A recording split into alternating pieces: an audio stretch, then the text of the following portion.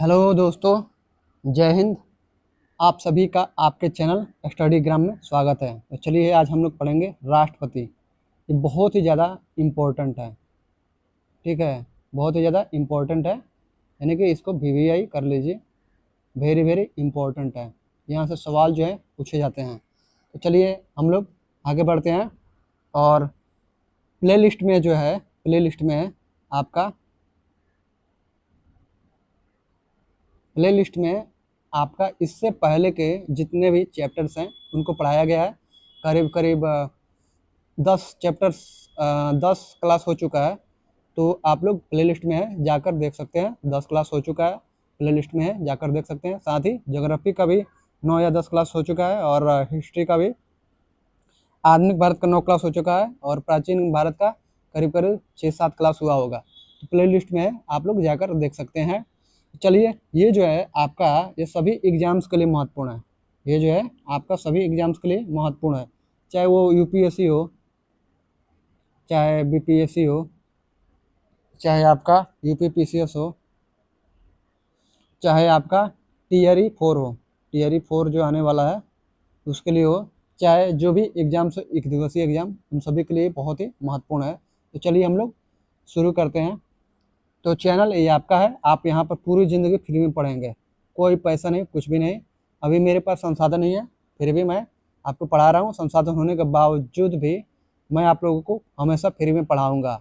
और ये तो किसी भी फिल्म का जैसा टेलर होता है, फिल्म होता है उसका, फिल्म तो होता ही है, टेलर होता है, टीजर होता है। तो ये ना कोई फिल्म है, ना टेलर है, ना ही टीजर है। अभी तो मैंने स्टार्ट भी नहीं की है। जिस दिन मेरे पास संसाधन हो जाएंगे उस दिन मैं उस लेवल का पढ़ाऊँगा जिस लेवल का आप किसी भी कोचिंग में कोर्स खरीद कर पढ़ते हैं। कोर्स खरीद कर जो है आप पढ़ते हैं, उस लेवल का पढ़ाऊँगा। उस लेवल का आप पढ़ेंगे और आप कहेंगे कि हाँ, इस लेवल का किसी ने भी फ्री में यूट्यूब पर नहीं पढ़ाया था, इस लेवल का। चलिए हम लोग आगे बढ़ते हैं, नोट्स देखते हैं। और एक क्रमबद्ध तरीके से पढ़ाऊँगा, जिस तरह से क्रमबद्ध तरीके से तैयारी कराई जाती है उस तरह से क्रमबद्ध तरीके से पढ़ाऊँगा। जैसे आप कोर्स खरीदते हैं किसी भी कोचिंग का, उसके बाद से क्रमबद्ध तरीके से पढ़ते हैं, उसी तरह से क्रमबद्ध तरीके से पढ़ाऊँगा। ऐसा नहीं कि आज कुछ और पढ़ाया, अगले दिन कुछ और किताब पढ़ाया, अगले दिन कुछ और किताब पढ़ाया, इस तरह से नहीं होगा। तो फिलहाल के लिए आप सबसे मैं माफ़ी चाहता हूँ, क्योंकि अभी मेरे पास संसाधन नहीं है, इसलिए मैं जिस तरह से क्रमबद्ध तरीके से पढ़ाना चाहिए उस तरह तरीके से मैं नहीं पढ़ा पा रहा हूँ। इसके लिए माफ़ी चाहता हूँ।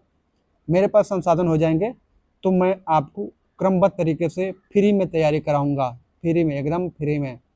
कहीं भी किसी भी कोचिंग का कोई भी कोर्स कुछ भी खरीदने की ज़रूरत नहीं पड़ेगी। बहुत सारे ऐसे लड़के हैं जो बिना किसी कोचिंग के कोर्स खरीदे ही यूपीएससी का तैयारी करते हैं और निकालते भी हैं, सेल्फ स्टडी करके। साथ ही साथ यूट्यूब के जो होता है कुछ वीडियो, यूट्यूब्स के जो जो जो उनको समझ में नहीं आती, देखकर पढ़कर वो निकाल लेते हैं। समझ गए आप? बहुत सारे लोग कोर्स खरीद कर भी कुछ नहीं कर पाते हैं। तो मायने ये नहीं रखता है कि आप कोर्स खरीद कर पढ़े हैं, कि फ्री में पढ़े हैं, या सेल्फ स्टडी पढ़ते हैं। मायने ये रखता है कि आपने एग्ज़ाम निकाला है या नहीं। तो मायने ये रखता है, पढ़ने वाला जो यूट्यूब से भी पढ़कर यूपीएससी क्रैक कर रहा है, और नहीं पढ़ने वाला किसी कोचिंग का 1.5 लाख, 2 लाख, 2.5 लाख का भी आप कोर्स लेकर नहीं कर सकते हैं। ठीक है, वो बेवकूफ़ी होगी कि आप जो है कोर्स खरीद कर आप पढ़ रहे हैं। समझ गए? तो बहुत सारे लोग कहेंगे बेवकूफ़ी नहीं है, सही है। सही है तो भाई वो जो बिना कोचिंग के, बिना किसी कोर्स के यूपीएससी निकाल रहा है, क्या वो मूर्ख है? तो मूर्ख नहीं है। कैसे निकाल रहा है? बिना किसी कोचिंग में गए, सेल्फ स्टडी से, यूट्यूब से पढ़कर जो है वो यूपीएससी निकाल रहा है, यूपीएससी जैसा एग्जाम क्रैक कर रहा है, निकाल रहा है। तो क्या ज़रूरत है 2.5 लाख, 2 लाख, 1.5 लाख, 10,000, 50,000 खर्च करने की?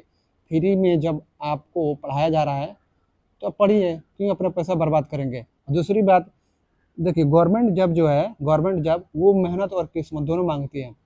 इस देश में एक से एक पढ़ने वाले लड़के हैं, एक से एक मेहनत करने वाले लड़के हैं, लेकिन उनका क्या होता है, नहीं होता है। क्यों? क्योंकि उनकी किस्मत उनका साथ नहीं देती है। तो गवर्नमेंट जब का मतलब भगवान से मिलना होता है। लोग बात करें गवर्नमेंट जब आपको मिल गया यानी आपने भगवान से भेंट कर लिया। तो गवर्नमेंट जॉब के लिए आपको मेहनत और किस्मत दोनों चाहिए। माने कि आप मेहनती हैं, मेहनत कर सकते हैं, लेकिन किस्मत नहीं है तो नहीं कर पाइएगा। जैसे क्रिकेट में आप देख लीजिए, वैभव सूर्यवंशी क्या है, 15 साल का लड़का, पूरी दुनिया में धूम मचा दिया। आपको क्या लगता है कि सिर्फ वैभव सूर्यवंशी ही इतनी मेहनत करता है? बाकी जितने भी इस देश में खेलने वाले खिलाड़ी हैं दुनिया में, क्या वो मेहनत नहीं करते हैं? मेहनत करते हैं या नहीं करते हैं, फिर भी वो नहीं सफल हो पाते हैं। तो किस्मत बहुत बड़ी चीज़ होती है। मेहनत तो गधा भी करता है, मेहनत गधा भी करता है, तो क्या वो मतलब बन जाता है जो बनना चाहिए? नहीं बनता है। मेहनत तो एक जो है ना, आपका बोरा ढोने वाला भी करता है। पीठ पर बोरा, आलू के बोरे से लेकर प्याज का बोरा ट्रक ट्रक आती है, उस पर से निकालता है, उतारता है। मेहनत तो वो भी करता है। तो समझ गए? तो मेहनत नहीं, किस्मत। तो मेहनत जरूरी है, लेकिन किस्मत का भी होना जरूरी है। समझ गए? तो इसलिए आपको नहीं पता है कि आपकी किस्मत आपका साथ देगी नहीं देगी, कोई गारंटी नहीं, किसी को नहीं पता है। किसके साथ कब क्या होगा किसी को नहीं पता है। एक कहावत है हमारे भारतीय समाज में कि स्त्री का चरित्र और पुरुष का भाग्य कब बदल जाएगा कोई नहीं जानता है। किस स्त्री कब क्या हो जाएगी, किसके साथ भाग जाएगी, आप देख ही रहे हैं। उसके माथे पर तो ये नहीं लिखा है कि सती सावित्री है, कब किसके साथ भाग जाएगी कोई गारंटी नहीं है। कब नीला पीला ड्राम में आपका कहानी खत्म कर देगी पता नहीं है। तो स्त्री को जो भगवान भी नहीं समझा है। किसी को अगर बुरा लग रहा है तो मैं माफ़ी चाहता हूँ। ये कहावत है हमारे भारतीय समाज की, ये मेरी कहावत नहीं है। दूसरी बात यह है कि पुरुष का भाग्य कब बदल जाए कोई नहीं जानता। आज मतलब मान लीजिए रोड पर घूम रहा है, आज उसके पास नहीं है कुछ भी, बेरोजगार है, कब कल वो कहाँ से कहाँ पहुँच जाएगा, रोडपति से करोड़पति कब बन जाएगा कोई गारंटी नहीं है। समझ गए? तो इसलिए किस्मत का होना भी जरूरी है। तो आप बेकार में पैसे लगाने से कोई फायदा नहीं है। कोर्स खरीदिएगा, पढ़िएगा, ठीक है, नॉलेज होगा, लेकिन रिजल्ट नहीं होगा। और सिर्फ आपके पास नॉलेज है लेकिन आपके पास इनकम का सोर्स नहीं है, तो उससे आपका परिवार नहीं चलेगा। नॉलेज से इनकम का सोर्स होना चाहिए, ठीक है। नॉलेज होना जरूरी है, ऐसा नहीं है कि नॉलेज होना जरूरी नहीं है। नॉलेज वाले लोग आज 10,000 15,000 कमा रहे हैं। अब बहुत कम नॉलेज वाले बहुत ज़्यादा कमा रहे हैं, 50,000 60,000 70,000 80,000 कमा रहे हैं। देख लीजिए स्कूलों में A for apple, B for ball नहीं आ रहा है, संडे मंडे लिखने नहीं आता है, जनवरी फरवरी लिखने नहीं आता है। समझ गए? और वो लोग 50,000 60,000 80,000 रुपये उठा रहे हैं। अब पढ़ा लिखा हुआ 10,000 12,000 15,000 पर खट रहा है। यही सारी बातें हैं। तो समाज में ये सारी चीज़ें हो रही है, आपको भी अगर जानते होंगे समझते होंगे तो आपको भी पता होगा। ये सारी बातें हैं, किस्मत का होना बहुत ज़रूरी है। तो आप जो पैसा ले खरीद कर आप पढ़ेंगे नहीं होगा, उसके बाद से 5 साल 6 साल 7 साल, उसके बाद आपके परिवार की स्थिति हो सकता है कब क्या हो जाए कोई नहीं जानता है। अगर आप मान लीजिए कि आप पर जिम्मेदारी आ गई तो क्या कीजिएगा? आपके पास पैसे भी नहीं है कि बिजनेस कीजिएगा, वो तो पढ़ाई में लग गया, क्या कीजिएगा? यही कारण है कि अपने पैसे को बचाइए, फ्री में पढ़िए, नौकरी हुआ तो ठीक है और नहीं हुआ तो ठीक है। पैसा बचेगा, ठीक है, पैसा बचेगा तो आप बिजनेस भी कर लीजिएगा। आपका परिवार की जिम्मेदारी मान लीजिएगा, आपके परिवार के माता पिता आपके कमाने वाले उनको कुछ हो गया तो जिम्मेदारी आप पर आएगी, तो आपको जिम्मेदारी उठानी पड़ेगी, आप भाग नहीं सकते हैं। ऐसे बहुत सारे ऐसे लड़कों के साथ हुआ है, कब क्या हो जाएगा किसी की कोई गारंटी नहीं है। तो इसलिए अपने पैसे को बचाइए, ताकि वो पैसा बचा रहेगा तो आगे मान लीजिए अगर नौकरी नहीं हुई, किस्मत आपका साथ नहीं दिया, नौकरी नहीं हुई, तो आप नौकरी बिजनेस भी कर लेंगे, कुछ और भी कर लेंगे, पैसा रहेगा तभी तो। फ्री में तो कुछ होता नहीं है आज के समय में। चलिए, मैं यहाँ पर फ्री में पढ़ाऊँगा हमेशा हमेशा के लिए। चलिए हम लोग आगे बढ़ते हैं। भारत का राष्ट्रपति देश का प्रथम नागरिक होता है। भारत का राष्ट्रपति जो है देश का प्रथम नागरिक होता है। अनुच्छेद 52 के अनुसार भारत का एक राष्ट्रपति होगा। अनुच्छेद 52 के अनुसार भारत का एक राष्ट्रपति होगा। अनुच्छेद 53 के तहत संघ की समस्त कार्यपालिका शक्ति राष्ट्रपति में निहित है। यानी कि अनुच्छेद 53 के तहत संघ की समस्त कार्यपालिका शक्ति राष्ट्रपति में निहित है। इस शक्ति का प्रयोग वह संविधान के अनुसार स्वयं या अपने अधीनस्थ अधिकारियों द्वारा करेगा। अनुच्छेद 54 के अनुसार राष्ट्रपति का निर्वाचन एक निर्वाचक मंडल द्वारा होता है। राष्ट्रपति के निर्वाचक मंडल में संसद के दोनों सदनों, राज्यसभा एवं लोकसभा के निर्वाचित सदस्य और राज्य विधानसभाओं के निर्वाचित सदस्य शामिल होते हैं। 17वें संविधान संशोधन अधिनियम 1992 16/1995 से प्रभावी द्वारा दिल्ली और पुदुचेरी विधानसभाओं के निर्वाचित सदस्यों को भी निर्वाचक मंडल में शामिल किया गया। राष्ट्रपति के निर्वाचक मंडल में जम्मू और कश्मीर संघ राज्य क्षेत्र के विधानसभा के निर्वाचित सदस्यों को अभी शामिल नहीं किया गया है। हालांकि जम्मू और कश्मीर राज्य के रूप में उसकी विधानसभा के निर्वाचित सदस्य निर्वाचक मंडल में शामिल थे। राष्ट्रपति के चुनाव में मनोनीत सदस्य एवं विधान परिषद के सदस्य भाग नहीं लेते हैं। अनुच्छेद 55 का सब 3 के अनुसार राष्ट्रपति के चुनाव अनुपातिक प्रतिनिधित्व के अनुसार एकल संक्रमणीय मत और गुप्त मतदान द्वारा होता है। राष्ट्रपति चुनाव से संबंधित सभी विवादों की जांच और फैसले उच्चतम न्यायालय में होते हैं तथा उसका फैसला अंतिम होता है। राष्ट्रपति के चुनाव को इस आधार पर चुनौती नहीं दी जा सकती है कि निर्वाचक मंडल अपूर्ण है।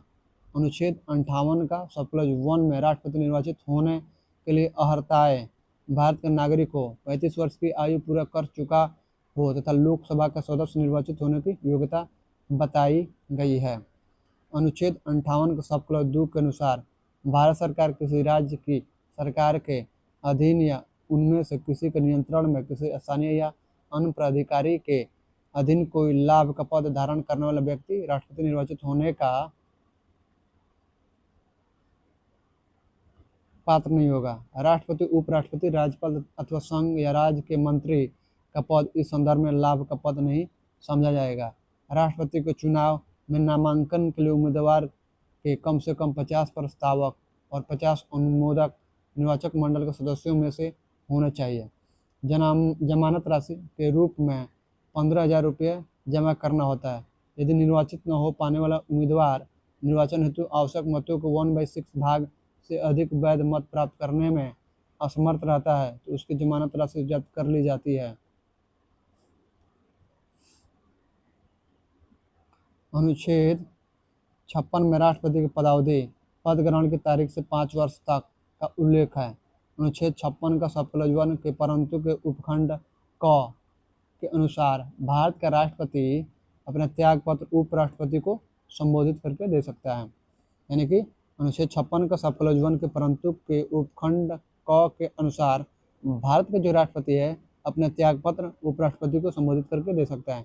उपराष्ट्रपति इसकी सूचना लोकसभा अध्यक्ष को तुरंत देगा। उपराष्ट्रपति जो है इसकी सूचना लोकसभा अध्यक्ष को तुरंत देगा।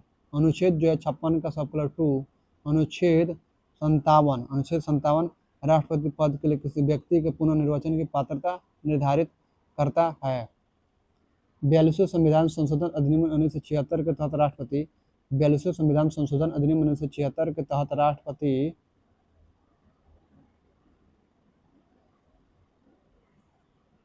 के निर्वाचन में जनसंख्या से तात्पर्य वर्ष 1971 के जनगणना द्वारा निर्धारित जनसंख्या से है। 84वें संविधान संशोधन अधिनियम 2001 द्वारा इसे वर्ष 2026 के पश्चात की पहली जनगणना के सुसंगत आंकड़े प्रकाशित होने तक के लिए निर्धारित किया गया है।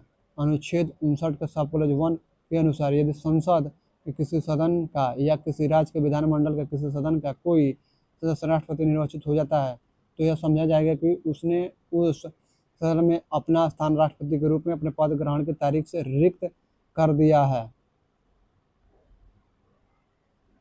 अनुच्छेद 60 में राष्ट्रपति द्वारा शपथ या प्रतिज्ञा का प्रारूप वर्णित है। भारत के राष्ट्रपति को शपथ जो है भारत का मुख्य न्यायाधीश या उसकी अनुपस्थिति में उच्चतम न्यायालय को उपलब्ध ज्येष्ठतम न्यायाधीश दिलाता है। वर्तमान में राष्ट्रपति का वेतन 5 लाख रुपये प्रति माह है। राष्ट्रपति का वेतन भारत के संचित निधि से दिया जाता है। अनुच्छेद 56 का सब 1 के परंतु के उपखंड ख के अनुसार राष्ट्रपति पर महाभियोग संविधान के अतिक्रमण के आधार पर चलाया जा सकता है। अनुच्छेद 61 में राष्ट्रपति पर महाभियोग इम्पीचमेंट की प्रक्रिया का उल्लेख है।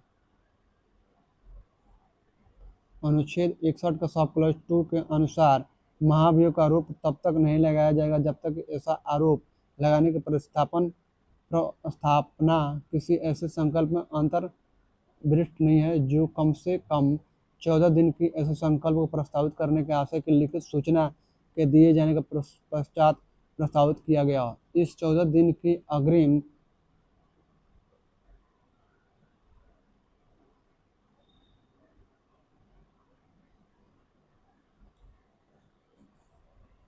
सूचना पर सदन के कुल सदस्य संख्या के कम से कम 1/4 सदस्यों के हस्ताक्षर भी होने चाहिए तथा उस सदन के कुल सदस्य संख्या के कम से कम 2/3 बहुमत द्वारा ऐसा संकल्प पारित होना भी चाहिए।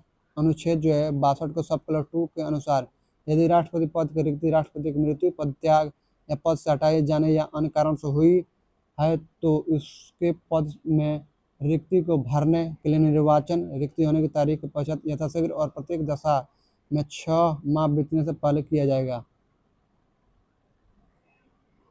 यदि मृत्यु, त्यागपत्र या पद से हटाए जाने या अन्य कारण से राष्ट्रपति का पद रिक्त हो तो पद का कार्यभार उपराष्ट्रपति संभालेगा। यदि किन्हीं कारणों से उपराष्ट्रपति भी उपलब्ध नहीं है तो उच्चतम न्यायालय का मुख्य न्यायाधीश या उसके न रहने पर उसी न्यायालय का वरिष्ठतम न्यायाधीश जो उस समय उपलब्ध है राष्ट्रपति के कार्यों को संपादित करेगा। अनुच्छेद 77 के अनुसार भारत के समस्त कार्यपालिका कृत राष्ट्रपति के नाम से किए जाते हैं। अनुच्छेद 78 में राष्ट्रपति को जानकारी देने आदि के संबंध में प्रधानमंत्री के कर्तव्य वर्णित है। अनुच्छेद 86 में संसद को सदनों में अभिभाषण का और उनको संदेश भेजने का राष्ट्रपति का अधिकार वर्णित है। अनुच्छेद 87 का सब क्लॉज 1 के अनुसार राष्ट्रपति लोकसभा के लिए प्रत्येक आम चुनाव के बाद प्रथम सत्र के आरंभ में तथा प्रत्येक वर्ष के प्रथम सत्र के आरंभ में एक साथ समन्वित संसद के दोनों सदनों में अभिभाषण करता है। अनुच्छेद 108 के तहत राष्ट्रपति कुछ दशाओं में भारत के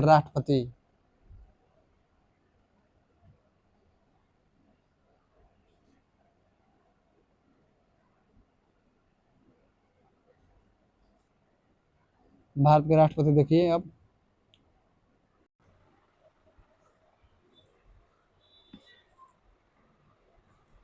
भारत के राष्ट्रपति नाम, पद, धारण अवधि, कार्यकाल, अनुसार क्रम, व्यक्ति, अनुसार क्रम।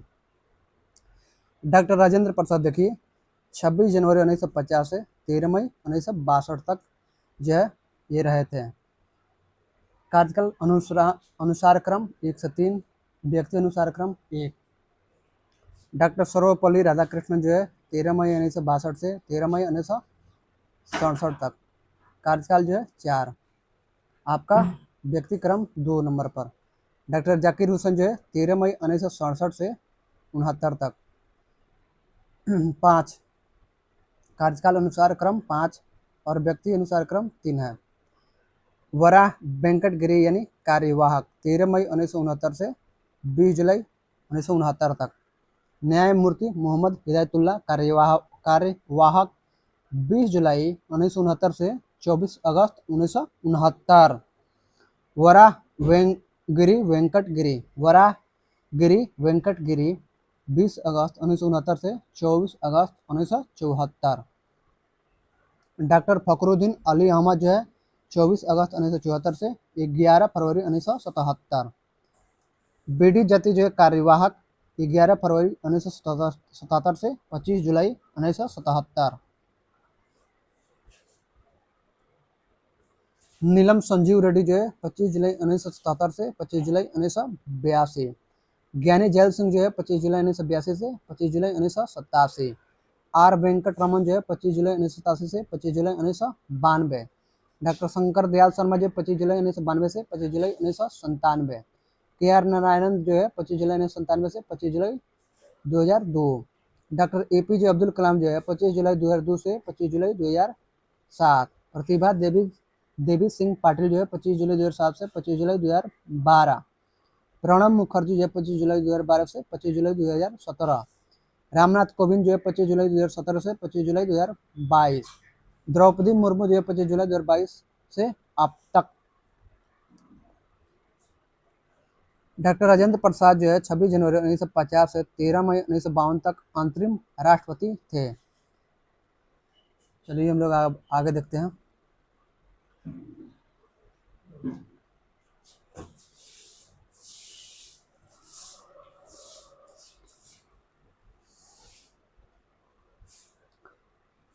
संसद के दोनों सदनों का संयुक्त अधिवेशन बुला सकता है। अनुच्छेद 111 जो है के अंतर्गत प्रावधान है कि राष्ट्रपति संसद के दोनों सदनों द्वारा पारित विधेयक पर स्वीकृति प्रदान करेगा या अपनी स्वीकृति रोक लेगा अथवा विधेयक धन विधेयक के अलावा को पुनर्विचार हेतु सदन को लौटा सकेगा। अनुच्छेद 111, यदि विधेयक सदनों द्वारा संशोधन सहित या उसके बिना फिर से पारित कर दिया जाता है और राष्ट्रपति के समक्ष पुनः प्रस्तुत किया जाता है तो राष्ट्रपति उस पर स्वीकृति नहीं रोकेगा। राष्ट्रपति धन विधेयक को पुनर्विचार हेतु नहीं लौटा सकता। वस्तुतः धन विधेयक लोकसभा में राष्ट्रपति की अनुशंसा पर ही प्रस्तुत या प्रस्तावित किए जाते हैं। राष्ट्रपति की स्वीकृति के बाद ही विधेयक कानून बनते हैं। अनुच्छेद 123 के तहत राष्ट्रपति को अध्यादेश जारी करने की शक्ति प्रदान की गई है।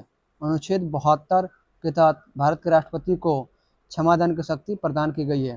अनुच्छेद 143 के तहत जो है राष्ट्रपति को उच्चतम न्यायालय से परामर्श का अधिकार दिया गया है। अनुच्छेद 53 का सब क्लॉज 2 के तहत भारत का राष्ट्रपति तीनों सेनाओं थल सेना, वायुसेना तथा नौसेना का प्रधान सेनापति होता है। राष्ट्रपति राष्ट्र का प्रतिनिधित्व करता है परंतु राष्ट्र का नेतृत्व नहीं करता है। किसी भौगोलिक क्षेत्र को अनुसूचित क्षेत्र घोषित करने का संवैधानिक अधिकार राष्ट्रपति के पास है।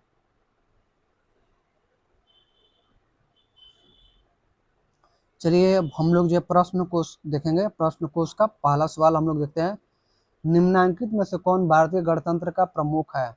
तो ए भारत का राष्ट्रपति है। भारत एक गणराज्य है, इसका तात्पर्य है कि भारत का राष्ट्राध्यक्ष निर्वाचित होगा न कि वंशानुगत। अतः भारतीय गणतंत्र का प्रमुख या राष्ट्राध्यक्ष राष्ट्रपति होता है जिसका चुनाव अप्रत्यक्ष चुनाव निर्वाचन प्रणाली द्वारा किया जाता है। दूसरा सवाल देखिए, भारतीय संविधान के अनुसार निम्न में से कौन राज्य का प्रमुख होता है? बी राष्ट्रपति। भारतीय संविधान के अनुच्छेद 52 के अनुसार भारत का एक राष्ट्रपति होगा तथा अनुच्छेद 53 के तहत संघ की कार्यपालिका शक्ति और संघ के रक्षा बलों का सर्वोच्च समादेश राष्ट्रपति में निहित किया गया है। अतः भारतीय संविधान के अनुसार राज्य का प्रमुख यानी हेड ऑफ द स्टेट राष्ट्रपति होता है।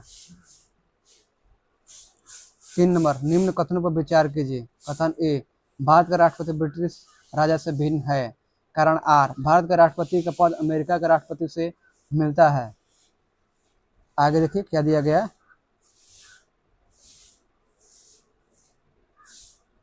उपर्युक्त के संदर्भ में निम्न में से कौन सा एक सही है?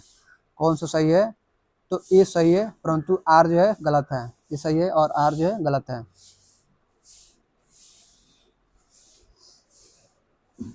ये जो है सही है, भारत का राष्ट्रपति ब्रिटिश राजा से भिन्न है, ये सही है, किंतु आर जो है गलत है। भारत का राष्ट्रपति के पद अमेरिका के राष्ट्रपति से मिलता है, ये गलत है।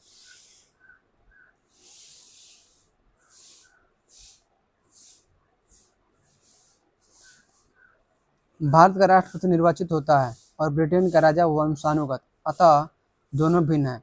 भारत का राष्ट्रपति नाम मात्र का प्रमुख है जबकि अमेरिकी राष्ट्रपति वास्तविक प्रमुख है, अतः ये दोनों भी भिन्न है, इसलिए ये सही है जबकि आर जो है गलत है।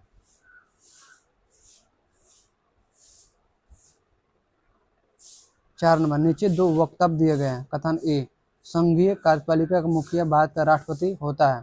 कारण आर, राष्ट्रपति की शक्तियों की कोई सीमा नहीं है। उपर्युक्त के संदर्भ में निम्न में से कौन सा एक सही है? तो आपका सही है, ये सही है, आर गलत है, यानी सी ये सही है और किंतु आर गलत है। संविधान के अनुच्छेद 53 के तहत संघ की कार्यपालिका शक्ति राष्ट्रपति में निहित होती है, अतः कथन ये सही है कि संघीय कार्यपालिका का मुखिया भारत का राष्ट्रपति होता है। अनुच्छेद 74 का सब क्लॉज 1 के तहत राष्ट्रपति अपने कृतियों का प्रयोग मंत्री परिषद की सलाह पर करता है। इस प्रकार कारण आर गलत है क्योंकि राष्ट्रपति की शक्तियों पर संविधान के अंतर्गत सीमाएं अभ्यारोपित की गई है।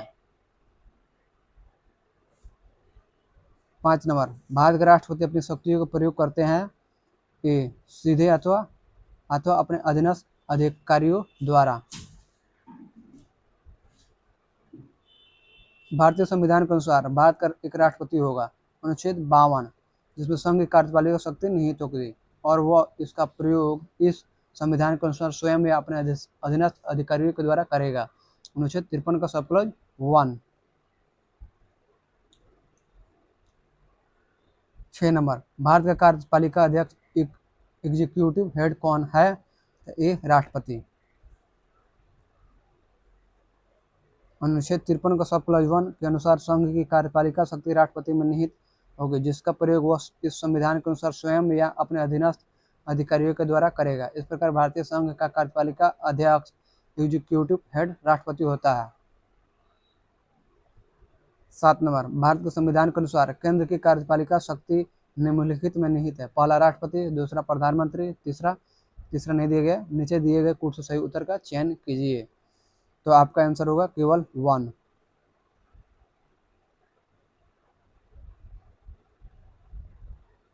8 नंबर, संविधान के निम्नलिखित अनुच्छेदों में से किस एक के अंतर्गत संघ की कार्यपालिका शक्तियां राष्ट्रपति में निहित है? तो सी अनुच्छेद 53। 9 नंबर, भारतीय संविधान में समस्त कार्यपालिका शक्तियां निहित है। सी राष्ट्रपति में। 10 नंबर, भारतीय संविधान में केंद्रीय सरकार की अधिशासी शक्तियों को किसमें निहित किया गया है? तो ए भारत के राष्ट्रपति।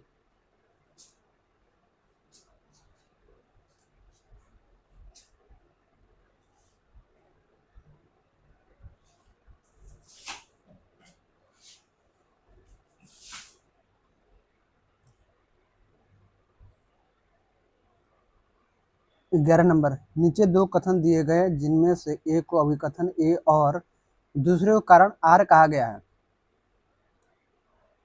अभिकथन ए, संविधान संघ की कार्यपालिका शक्ति भारत के राष्ट्रपति में निहित करता है। कारण आर, भारत का राष्ट्रपति राज्य का संवैधानिक प्रमुख होता है। नीचे दिए गए कूट का प्रयोग कर सही उत्तर का चयन कीजिए। तो सही उत्तर का चयन करना है, तो राइट आंसर जो होगा सी होगा। ए और आर सत्य है और आर जो है ए की सही व्याख्या करता है, इसलिए राइट आंसर सी होगा।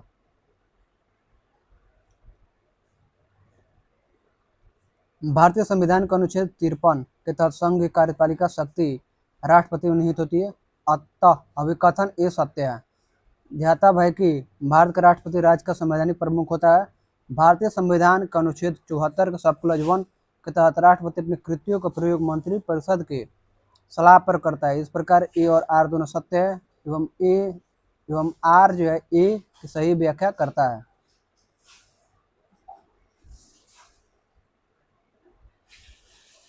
बारह नंबर, नीचे दो वक्तव्य दिए गए हैं। कथन ए, संघ की कार्यपालिका शक्तियां भारत के राष्ट्रपति में निहित है। कारण आर, कार्यपालिका शक्तियां सरकार का व्यवसाय चलाने से संबंधित है। उपर्युक्त के संदर्भ में निम्न में से कौन एक सही है? तो आपका जो है ए और आर जो है दोनों सत्य है, ठीक है, इसलिए, लेकिन आर जो है सही स्पष्टीकरण नहीं है ए का, इसलिए बी राइट आंसर होगा।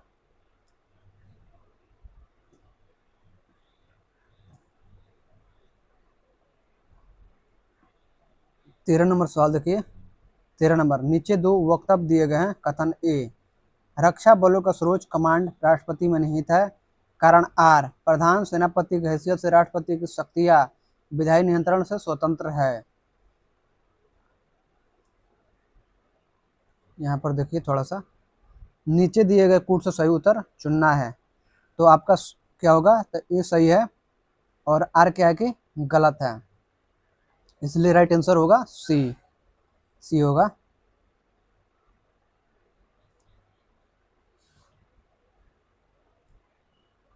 संविधान का अनुच्छेद 53 का सब क्लॉज 2 के अधीन संघ के रक्षा बलों का सर्वोच्च समादेश सुप्रीम कमांड राष्ट्रपति में निहित है, परंतु उसका प्रयोग विधि द्वारा विनियमित होने की बात कही गई है। अतः प्रधान सेनापति की हैसियत से राष्ट्रपति की शक्तियां विधायी नियंत्रण के अधीन है। इस प्रकार प्रश्नगत कथन तो सही है, परंतु कारण क्या है? गलत है। अतः अभीष्ट उत्तर विकल्प सी होगा। 14 नंबर, वह राष्ट्र का प्रतिनिधित्व करता है परंतु राष्ट्र का नेतृत्व नहीं करता है। यह उक्ति निम्न में से किस पर लागू होती है? कभी राष्ट्रपति पर। भारत के राष्ट्रपति में यद्यपि समस्त कार्यपालिका शक्ति निहित होती है, परंतु वह शासन का मात्र औपचारिक प्रमुख होता है। और वास्तविक रूप से शासन संचालन प्रधानमंत्री सहित मंत्रिपरिषद द्वारा किया जाता है, जो कि लोकसभा के प्रति उत्तरदायित्व होते हैं। इस प्रकार प्रश्नगत उक्ति राष्ट्रपति पर लागू होती है। 15 नंबर, भारत में राष्ट्रपति का निर्वाचन किस प्रकार होता है? तो डी, अप्रत्यक्ष मतदान से। संविधान के अनुच्छेद 55 के सब क्लॉज 3 के तहत भारत में राष्ट्रपति का निर्वाचन अनुपातिक प्रतिनिधित्व पद्धति के अनुसार एकल संक्रमणीय मत प्रणाली द्वारा होता है और ऐसे निर्वाचन में मतदान गुप्त होता है। अनुच्छेद 54 के अनुसार राष्ट्रपति के लिए चुनाव के निर्वाचक मंडल में संसद के दोनों सदनों के निर्वाचित सदस्य और राज्य विधानसभाओं के निर्वाचित सदस्य तथा 7 ही दिल्ली और पुदुचेरी विधानसभाओं के निर्वाचित सदस्य 17वें संविधान संशोधन अधिनियम 1992 से 1/6/1995 से प्रभावित या शामिल होते हैं। अतः जनता राष्ट्रपति के निर्वाचन में प्रत्यक्षतः भाग नहीं लेती। इस प्रकार राष्ट्रपति का निर्वाचन अप्रत्यक्ष निर्वाचन है। नोट देखिए, राष्ट्रपति के निर्वाचक मंडल में जम्मू और कश्मीर संघ राज्य क्षेत्र के विधानसभा के निर्वाचित सदस्यों को अभी शामिल नहीं किया गया है।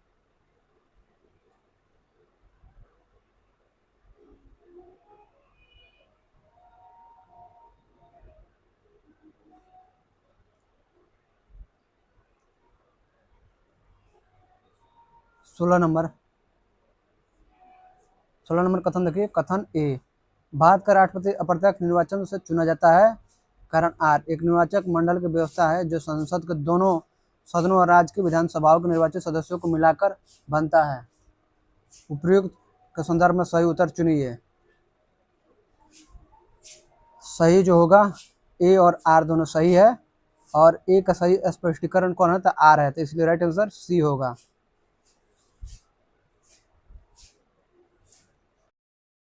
और सी यानी एकल हस्तांतरणीय मत प्रणाली द्वारा और अनुपातिक मत प्रणाली द्वारा, इसलिए राइट आंसर बी और सी होगा।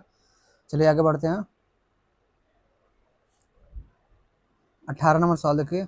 राष्ट्रपति के निर्वाचन मंडल के सदस्य होते हैं। पहला, संसद के दोनों सदनों के निर्वाचित सदस्य। दूसरा, राज्य विधान मंडलों के दोनों सदनों के निर्वाचित सदस्य।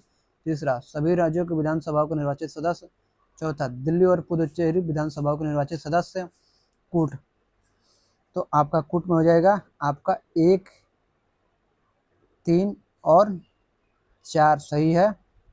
राइट आंसर डी सही है, 2 नंबर गलत है। चलिए आगे बढ़ते हैं। संविधान का अनुच्छेद 54 राष्ट्रपति के निर्वाचक मंडल के सदस्यों का प्रावधान करता है, जिसमें निम्नलिखित सदस्य होते हैं। पहला, संसद के दोनों सदनों के निर्वाचित सदस्य। बी, राज्यों की विधानसभाओं के निर्वाचित सदस्य। सी, दिल्ली और पुदुचेरी विधानसभाओं के निर्वाचित सदस्य। 17वें संविधान संशोधन 1992 द्वारा अंतः स्थापित 1/6/1995 से प्रभावी। राज्यों की विधान परिषदों के सदस्य इस निर्वाचक मंडल में शामिल नहीं होते हैं। नोट, राष्ट्रपति के निर्वाचक मंडल में जम्मू और कश्मीर संघ राज्य क्षेत्र की विधानसभा के निर्वाचित सदस्यों को अभी शामिल नहीं किया गया है।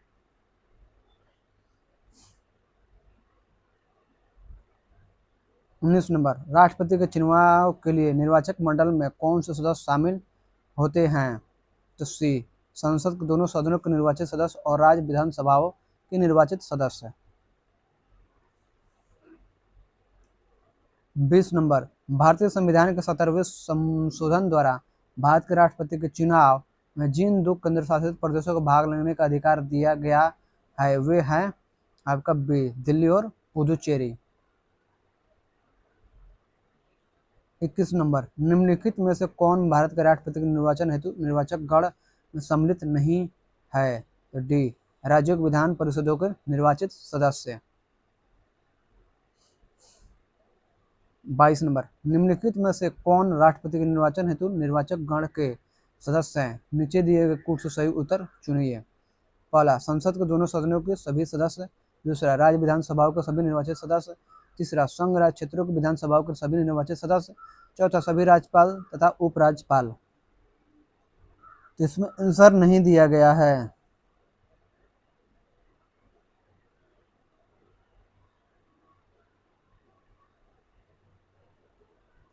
23 नंबर, भारत के राष्ट्रपति के चुनाव मंडल में कौन कौन सम्मिलित होते हैं? तो आपका डी, संसद के दोनों सदनों के सभी निर्वाचित सदस्य एवं राज्य विधान सभाओं के सभी निर्वाचित सदस्य शामिल होते हैं। 24 नंबर, भारत के राष्ट्रपति के चुनाव के लिए चुनाव मंडल के सदस्य होते हैं। पहला, लोकसभा के चुने हुए सदस्य, दूसरा राज्यसभा के चुने हुए सदस्य, तीसरा राज्य विधानसभा के चुने हुए सदस्य, चौथा राज्य विधान परिषद के चुने हुए सदस्य। तो राइट आंसर होगा आपका 1, 2 और 3 सही है, 4 नंबर गलत है, इसलिए right answer C. 25 number, Bharat के राष्ट्रपति चुने जाते हैं। डी, राज्यसभा, लोकसभा और राज्यों की विधानसभा में निर्वाचित सदस्यों द्वारा। 26 नंबर, भारत का राष्ट्रपति चुना जाता है। तो आपका जो है यहाँ पर आंसर नहीं दिया गया है।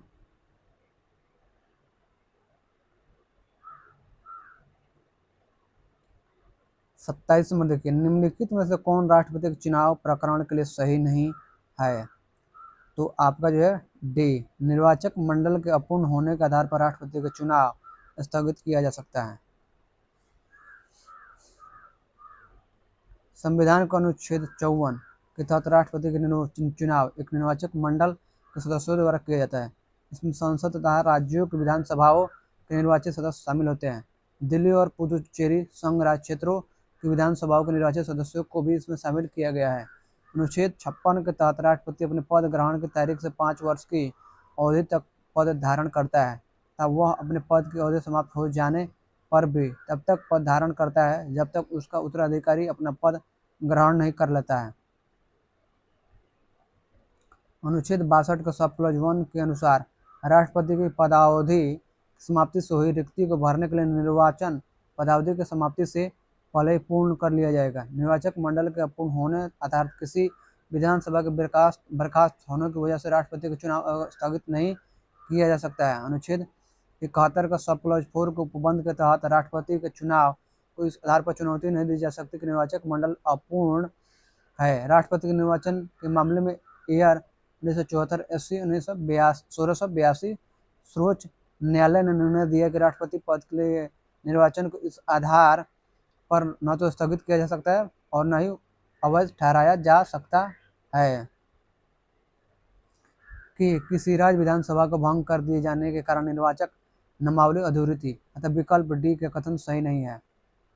28 नंबर, भारत के राष्ट्रपति के उम्मीदवार के प्रस्ताव का अनुसमर्थन किया जाना चाहिए कम से कम। तो यहाँ पर जो आंसर नहीं दिया गया है, चलिए आगे बढ़ते हैं। यहाँ पर देखिए 10, 5, 20, 15 गलत है, इसलिए आंसर नहीं दिया गया है। राष्ट्रपति और उपराष्ट्रपति निर्वाचन अधिनियम 1997 में यथा संशोधित के तहत भारत के राष्ट्रपति पद के उम्मीदवार के लिए कम से कम 50 निर्वाचित सांसदों एवं विधानसभा सदस्यों का प्रस्ताव होना आवश्यक है तथा साथ ही कम से कम 50 निर्वाचित सांसदों एवं विधानसभा सदस्यों द्वारा इस प्रस्ताव का अनुसमर्थन किया जाना चाहिए। 1997 से पूर्व प्रस्तावकों एवं अनुमोदकों की संख्या 10 थी।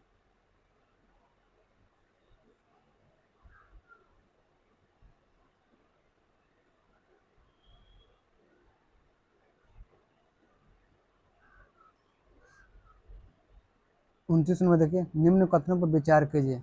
भारत में राष्ट्रपति चुनाव के निर्वाचक मंडल में पहला देखिए, विधानसभा के निर्वाचित सदस्य के मत का मूल्य जो है बराबर राज्य की जनसंख्या बाई राज्य की विधानसभा में निर्वाचित सदस्यों की संख्या गुने 100। दूसरा देखिए, एक निर्वाचित संसद सदस्य के मत का मूल्य बराबर सभी निर्वाचित विधानसभा सदस्यों के मतों का कुल मान बाई निर्वाचित संसद सदस्यों की कुल संख्या। तीसरा, आखिरी चुनाव में 5000 मतदाता थे। इन कथनों में से कौन सा सही है? तो राइट आंसर केवल बी सही है, केवल बी, यानी कि केवल 2, ये वाला सही है, ये वाला गलत है और 3 नंबर गलत है।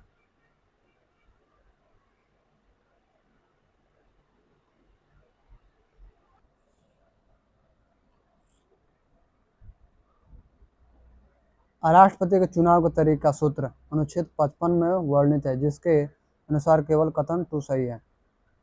विधानसभा के निर्वाचित सदस्य के मत का मूल्य बराबर राज्य की जनसंख्या बाई राज्य की विधानसभा में निर्वाचित सदस्यों की संख्या गुने 1000। उपयुक्त सूत्र में यदि शेष 500 से अधिक है तो मतों के मूल्य में 1 जोड़ दिया जाएगा, जबकि इससे कम होने पर उसे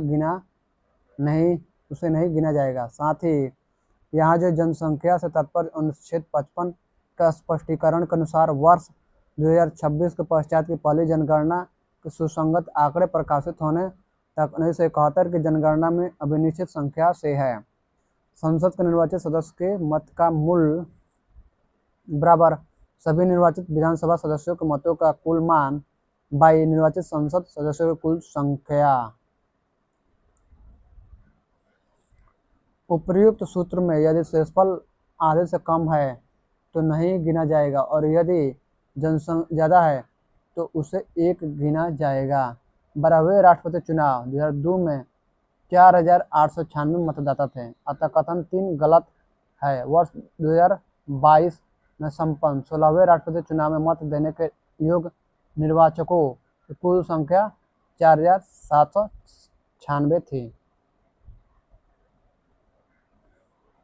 30 नंबर, भारत के राष्ट्रपति के निर्वाचन के संदर्भ में निम्नलिखित कथनों पर विचार कीजिए। पहला, प्रत्येक एमएलए के वोट का मूल्य अलग अलग राज्य में अलग अलग होता है। दूसरा, लोकसभा के सदस्यों के वोट का मूल्य राज्यसभा के सदस्यों के वोट के मूल्य से अधिक होता है।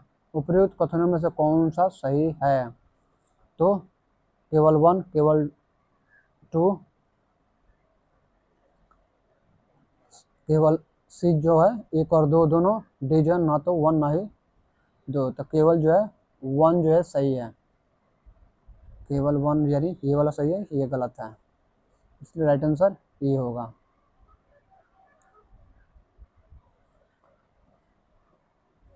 संविधान के अनुच्छेद 55 में दी गई राष्ट्रपति के निर्वाचन की रीति के अनुसार राष्ट्रपति का निर्वाचन अनुपातिक प्रतिनिधित्व पद्धति के अनुसार एकल संक्रमणीय मत प्रणाली द्वारा होता है, जिसमें राज्य की विधानसभाओं के निर्वाचित सदस्य तथा संसद के दोनों सदनों के निर्वाचित सदस्य भाग लेते हैं।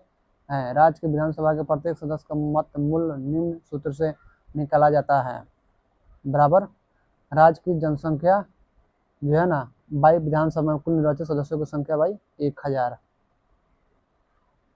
ये सूत्र है। प्रत्येक राज्य की जनसंख्या तथा कुल निर्वाचित सदस्यों की संख्या भिन्न भिन्न होने के कारण प्रत्येक एमएलए विधानसभा सदस्य का मत मूल्य अलग अलग राज्य में अलग अलग होता है। इस प्रकार कथन 1 सही है। संसद के एक सदस्य का मत मूल्य निकालने हेतु निम्न सूत्र का उपयोग किया जाता है, बराबर सभी विधानसभाओं के निर्वाचित सदस्यों के मत मूल्य का योग बाई संसद के दोनों सदनों के निर्वाचित सदस्यों की कुल संख्या। अतः स्पष्ट है कि लोकसभा के प्रत्येक सदस्य तथा राज्यसभा के प्रत्येक सदस्य का मूल्य समान होता है। यदि एक सदस्य के मत मूल्य की गणना की जाए तो दोनों सदनों के प्रत्येक सदस्य के मत का मूल्य एक समान 16वें राष्ट्रपति चुनाव 2022 में 700 होता है, अतः कथन 2 गलत है। 31 नंबर, भारत के राष्ट्रपति के चुनाव के संबंध में निम्नलिखित में से कौन सा कथन गलत है?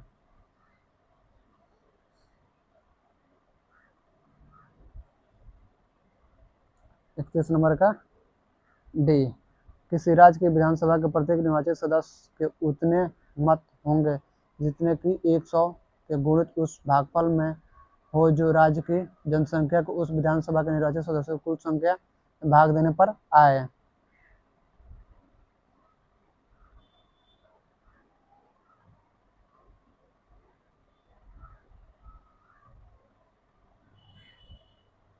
संविधान के अनुच्छेद 54 के अनुसार भारत के राष्ट्रपति का निर्वाचन एक निर्वाचक मंडल के सदस्यों द्वारा किया जाता है, जिसमें संसद के दोनों सदनों के निर्वाचित सदस्य और राज्यों की विधानसभाओं एवं संघ राज्य क्षेत्रों यानी दिल्ली तथा पुदुचेरी की विधानसभाओं के निर्वाचित सदस्य शामिल होते हैं, अतः विकल्प ए का कथन सही है।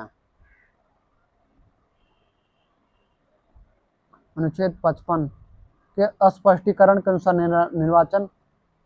निर्वाचक मंडल के प्रत्येक सदस्य के मत का मूल्य 1971 की जनगणना में अभिनिश्चित जनसंख्या के आधार पर तय किया जाता है और यह तब तक जारी रहेगा जब तक वर्ष 2026 के पश्चात की गई पहली जनगणना के सुसंगत आंकड़े प्रकाशित नहीं हो जाते हैं, अतः विकल्प बी का कथन भी सही है।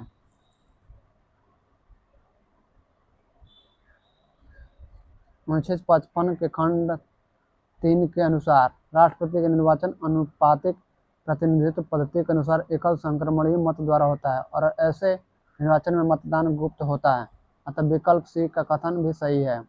अनुच्छेद 55 के खंड 2 के अनुसार किसी राज्य की विधानसभा के प्रत्येक निर्वाचित सदस्य के उतने मत होंगे जितने कि 1000 न कि 100 के गुणित उस भागफल में हो जो राज्य की जनसंख्या को उस विधानसभा के निर्वाचित सदस्यों को कुल संख्या से भाग देने पर आए। इस प्रकार विकल्प डी का कथन गलत है।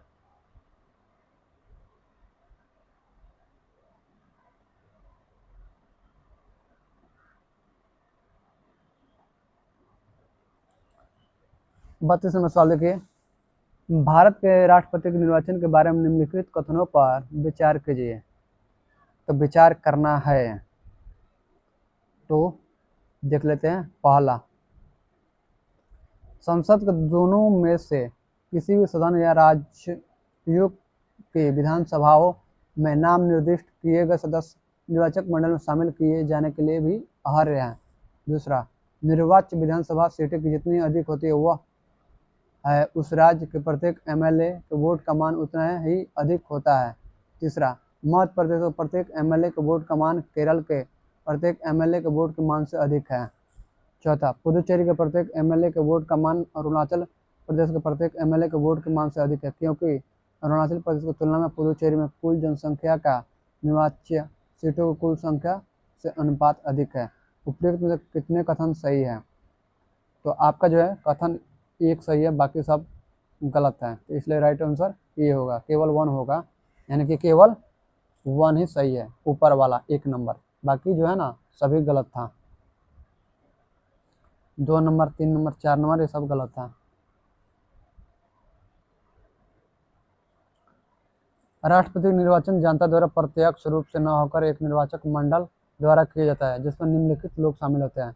संसद के दोनों सदनों के निर्वाचित सदस्य, राज्य विधानसभा के निर्वाचित सदस्य एवं केंद्र शासित प्रदेशों दिल्ली और पुदुचेरी की विधानसभा के निर्वाचित सदस्य हैं। इसमें संसद या विधानसभा के नाम निर्दिष्ट सदस्य शामिल नहीं होते, अतः कथन एक असत्य है।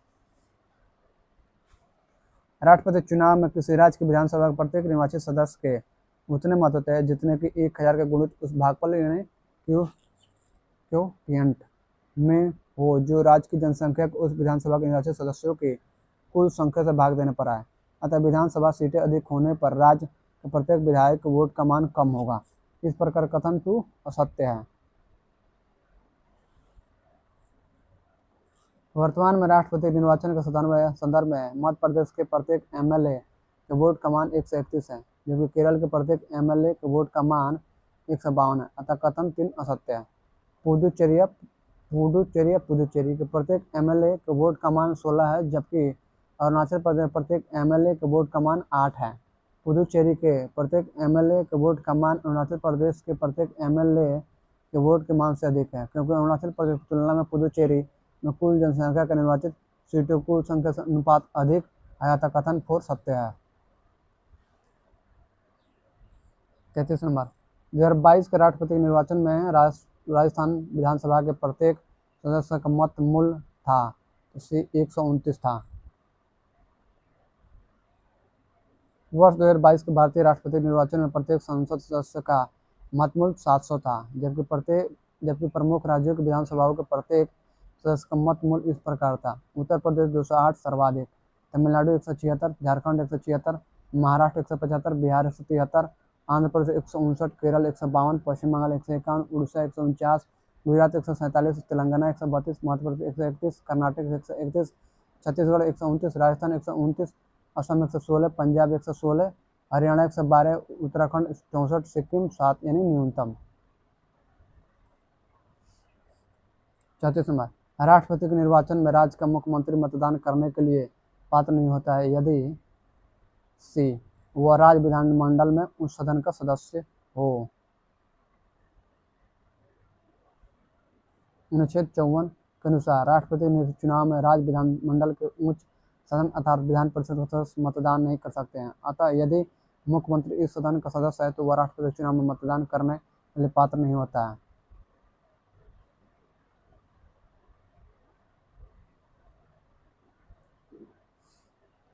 35 नंबर, भारत के राष्ट्रपति के चुनाव में राज्य की विधानसभा के प्रत्येक निर्वाचित सदस्य के वोटों की संख्या उस राज्य की जनसंख्या को विधानसभा कुल निर्वाचित सदस्य संख्या द्वारा विभाजित कर प्राप्त भागफल के 1000 के गुणकों के बराबर होती है। वर्तमान स्थिति 1997 में जनसंख्या से तात्पर्य किस वर्ष की जनगणना द्वारा यथा अभिनिश्चित जनसंख्या से है? इसी 1971 जनगणना। ठीक है, चलिए आगे बढ़ते हैं। 42वें संविधान संशोधन 1976 के अनुसार राष्ट्रपति के निर्वाचन में जनसंख्या से आशय 1971 की जनगणना द्वारा अभिनिश्चित जनसंख्या से है। 84वें संशोधन अधिनियम 2001 द्वारा इसे अब वर्ष 2006 के पश्चात की पहली जनगणना का सुसंगत आंकड़े प्रकाशित होने के लिए निर्धारित किया गया है। संविधान के अनुच्छेद 55 के स्पष्टीकरण में इस बात का उल्लेख किया गया है।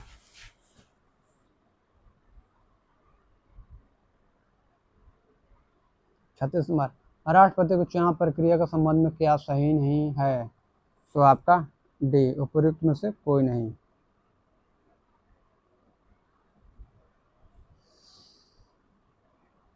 कोई नहीं। राष्ट्रपति के चुनाव की प्रक्रिया रीति भारतीय संविधान के अनुच्छेद 55 में निहित है। राष्ट्रपति चुनाव के लिए नामांकन तो उम्मीदवार को नामांकन दाखिल करने के लिए 50 प्रस्तावकों और 50 समर्थकों की हस्ताक्षर सूची जमा करनी होती है। इस चुनाव में राज्यों की विधानसभा को सदस्यों के वोटों का मूल्य अलग अलग राज्यों की जनसंख्या के आधार पर निर्धारित किया जाता है, जो कि वर्ष 2026 के पश्चात की गई पहली जनगणना के सुसंगत आंकड़े प्रकाशित होने तक वर्ष 1971 की जनगणना के आंकड़ों पर आधारित है। इस प्रकार प्रश्न का तीनों कथन सही है, अतः सही उत्तर विकल्प डी होगा।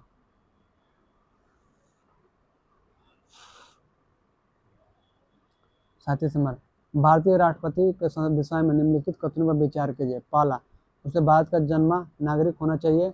दूसरा, उसे 35 वर्ष की उम्र पूरी कर लेनी चाहिए। तीसरा, उसे संसद का सदस्य निर्वाचित होने की योग्यता रखनी चाहिए। राइट आंसर बी, यानी 2 नंबर सही है। यानी कि क्या? तो बी सही है, 2 नंबर सही है, 2 नंबर।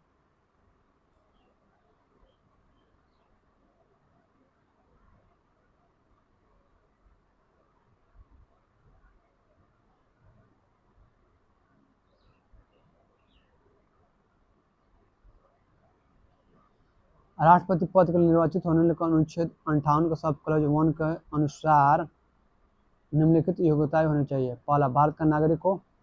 दूसरा, 35 वर्ष की आयु पूरी कर चुका हो। तीसरा, लोकसभा का सदस्य निर्वाचित होने की योग्यता रखता हो। अतः स्पष्ट है कि राष्ट्रपति पद हेतु भारत का नागरिक होना आवश्यक है, न कि भारत का जन्मा नागरिक। इसी प्रकार उसे संसद, राज्यसभा एवं लोकसभा का सदस्य नहीं बल्कि लोकसभा का सदस्य निर्वाचित होने की योग्यता रखनी चाहिए। साथ ही अनुच्छेद 58 का सब क्लॉज 2 के अनुसार भारत सरकार किसी राज्य की सरकार के अधीन या उनमें से किसी के नियंत्रण में किसी स्थानीय अन्य प्राधिकारी के अधीन कोई लाभ का पद धारण करने वाला व्यक्ति राष्ट्रपति निर्वाचित होने का पात्र नहीं होगा। राष्ट्रपति, उपराष्ट्रपति, राज्यपाल अथवा संघ राज्य के मंत्री का पद इस संदर्भ में लाभ का पद नहीं समझा जाएगा। 38 नंबर देखिए, राष्ट्रपति के उम्मीदवार के लिए क्या आवश्यक नहीं है? तो बी, पढ़ा लिखा हो, ये आवश्यक नहीं है। क्या बात है। 35 वर्ष की आयु होना चाहिए, संसद चुने जाने की योग्यता रखता है, सही है, देश का नागरिक तो सही है, लेकिन आवश्यक नहीं है। तो पढ़ा लिखा, यानी पढ़ा लिखा नहीं हो, बेरोजगार भी हो, सॉरी अनपढ़ भी हो तो चलेगा। क्या बात है। संविधान के अनुच्छेद 58 के सब क्लॉज 1 में राष्ट्रपति निर्वाचित होने के लिए अर्हताओं का उल्लेख किया गया है, जिसके अनुसार उम्मीदवार का पढ़ा लिखा होना अर्हता नहीं है। वाह। नोट, राष्ट्रपति निर्वाचित होने की अर्हताओं में लोकसभा सदस्य निर्वाचित होने की योग्यता शामिल है। ये चपरासी का नौकरी करना है तो पढ़ा लिखा होना जरूरी है, और राष्ट्रपति बनना है ना तो पढ़ाई लिखाई का नहीं है। क्या बात है। इसलिए तो अनपढ़ गवार जो है ना मंत्री बन जा रहे हैं, बदमाश, लुटेरे, मर्डरर, अपराधी मंत्री संतरी मुख्यमंत्री बन रहा है सब। 39 नंबर, एक सांसद अथवा विधानसभा का सदस्य राष्ट्रपति निर्वाचित हो सकता है, परंतु सी निर्वाचित होने के तुरंत उपरांत अपनी सदस्यता छोड़नी होगी।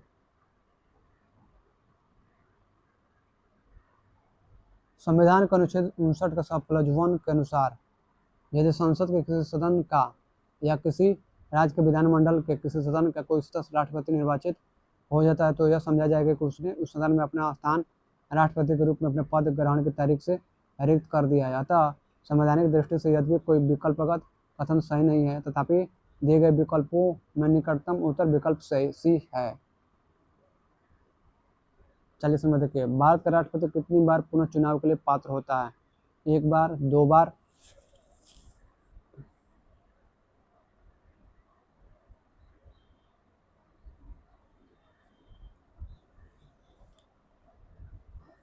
3 बार, डी कितने भी बार, ई उपयुक्त में से कोई नहीं, उपयुक्त में से एक से अधिक, तो डी होगा कितने भी बार वो बन सकता है। भारतीय संविधान का अनुच्छेद 57 राष्ट्रपति के पुनर्निर्वाचन के लिए पात्रता निर्धारित करता है। इस अनुच्छेद के अनुसार कोई व्यक्ति जो राष्ट्रपति के रूप में पद धारण करता है या कर चुका है, इस संविधान के अन्य उपबंधों के अधीन रहते हुए उस पद के लिए पुनर्निर्वाचन का पात्र होगा। इस प्रकार भारत का राष्ट्रपति कितनी भी बार पुनर्निर्वाचन चुनाव के लिए पात्र होता है? 40 नंबर, भारतीय संविधान का कौन सा अनुच्छेद राष्ट्रपति के पद के लिए पुनः निर्वाचन की योग्यता निर्धारित करता है? तो डी अनुच्छेद 57। 42 नंबर, अगर भारत के राष्ट्रपति के चुनाव में कोई विवाद है तो उस विवाद को सौंपा जा सकता है? सी भारत के सर्वोच्च न्यायालय को। अगर भारत के राष्ट्रपति के चुनाव में कोई विवाद है तो उस विवाद को अनुच्छेद 71 के सब क्लॉज के अनुसार भारत के सर्वोच्च न्यायालय को सौंपा जाएगा और सर्वोच्च न्यायालय द्वारा किया गया विनिश्चय अंतिम होगा।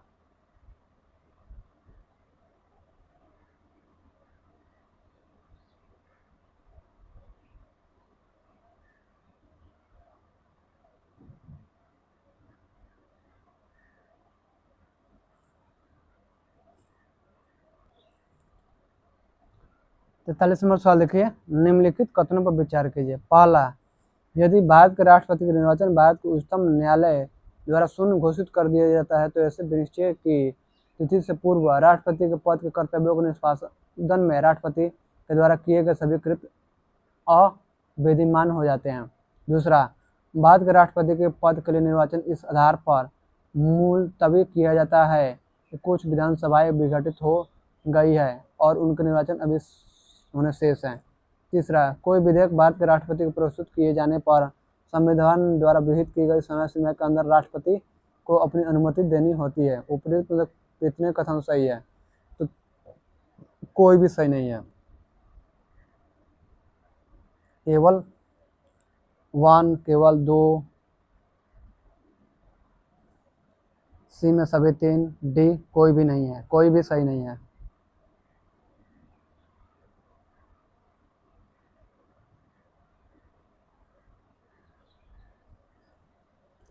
संविधान के अनुच्छेद 71 का सब क्लॉज 1 के अनुसार राष्ट्रपति या उपराष्ट्रपति के निर्वाचन से संबंधित सभी विवादों और शंकाओं का विनिश्चय उच्चतम न्यायालय द्वारा किया जाता है और इसका विनिश्चय अंतिम होता है।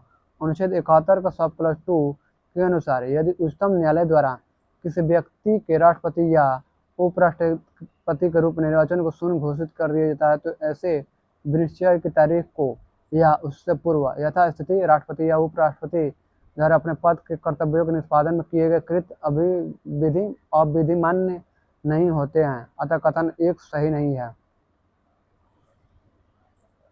अनुच्छेद 71 का सब क्लॉज 4 के अनुसार राष्ट्रपति या उपराष्ट्रपति के निर्वाचन को उनके निर्वाचक गण के सदस्यों में किसी रिक्ति के आधार पर प्रसंगत नहीं किया जाएगा। अतः भारत के राष्ट्रपति पद के निर्वाचन को इस आधार पर स्थगित नहीं किया जा सकता है।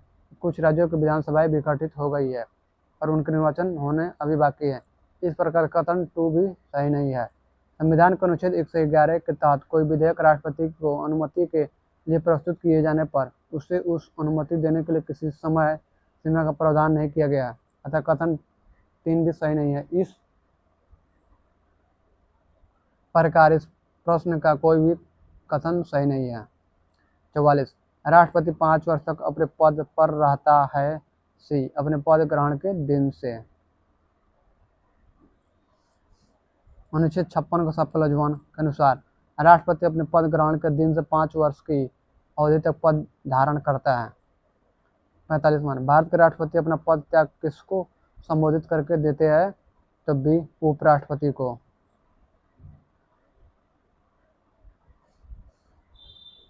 अनुच्छेद 56 का सफल वन के परंतु के उपखंड क के अनुसार भारत का राष्ट्रपति अपना त्यागपत्र उपराष्ट्रपति को संबोधित करके देता है और उपराष्ट्रपति इसकी सूचना लोकसभा अध्यक्ष को तुरंत देता है। अनुच्छेद 56 का सफल 2।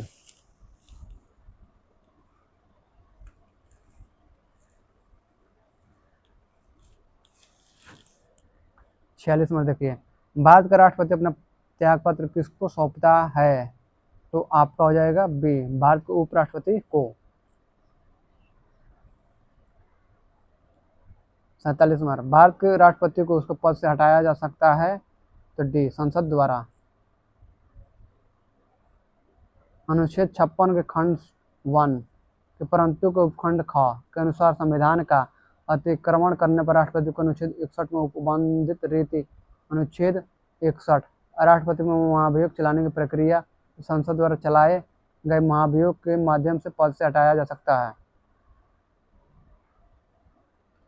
48 नंबर, भारत के राष्ट्रपति पर महाभियोग निम्नलिखित में से किस आधार पर लगाया जा सकता है? तो बी, संविधान का उल्लंघन करने पर। 49 नंबर, भारतीय संविधान के किस अनुच्छेद के तहत राष्ट्रपति पर महाभियोग चलाया जा सकता है? तो डी, अनुच्छेद 61 के द्वारा, बाकी सभी नहीं होगा। 50 नंबर, भारत के राष्ट्रपति को महाभियोग द्वारा हटाने की प्रक्रिया निम्नलिखित में से किस अनुच्छेद में वर्णित है? तो बी, अनुच्छेद 61 में है, सभी नहीं है। 51 नंबर, भारत के राष्ट्रपति के कार्य अवधि की समाप्ति से पूर्व भी पद से हटाया जा सकता है। तो सी, महाभियोग द्वारा।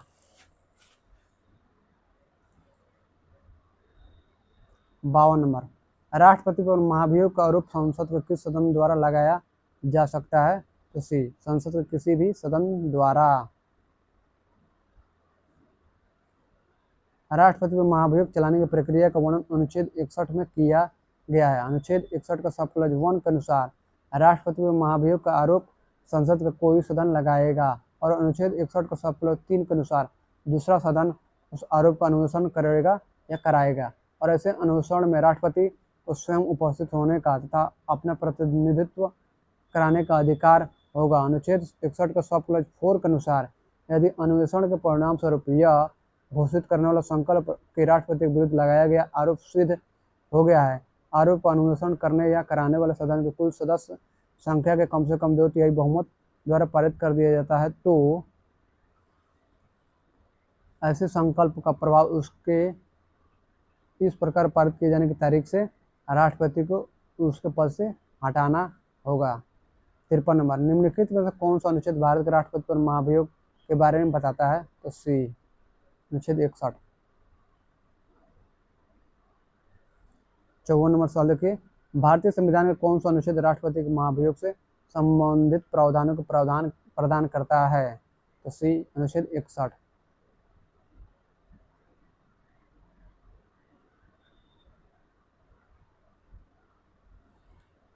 55 नंबर, भारतीय संविधान के निम्नलिखित अनुच्छेदों में से कौन सा भारतीय राष्ट्रपति के महाभियोग से संबंधित है? तो अनुच्छेद 61, सी नंबर। ये सवाल बहुत बार पूछा है। 56 नंबर, निम्न में से भारत के राष्ट्रपति पर महाभियोग लगाने का अधिकार किसे है? तो ए, संसद के दोनों सदनों को। 57 नंबर, संविधान के उल्लंघन के आधार पर राष्ट्रपति के विरुद्ध किसके द्वारा महाभियोग लगाया जा सकता है? तो डी, संसद के दोनों सदनों द्वारा।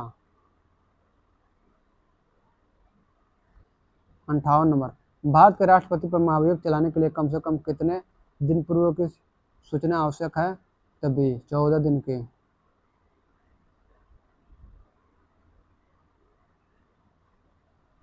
59 भारत के राष्ट्रपति पर महाभियोग संविधान का अतिक्रमण के आधार पर चलाया जा सकता है जब संसद का कोई सदन इस प्रकार का आरोप लगाए। संविधान के अनुच्छेद 61 के सब क्लॉज 2 के अनुसार ऐसा कोई आरोप तब तक नहीं लगाया जाएगा जब तक ऐसा आरोप लगाने की प्रस्तावना किसी ऐसे संकल्प में अंतर्भुक्त नहीं है जो कम से कम 14 दिन के ऐसे संकल्प को प्रस्तावित करने के आशय के निम्नलिखित की लिखित सूचना के दिए जाने के पश्चात प्रस्तावित किया गया है। इस 14 दिन की अग्रिम सूचना पर सदन के कुल सदस्य संख्या के कम से कम 144 सदस्यों के हस्ताक्षर भी होने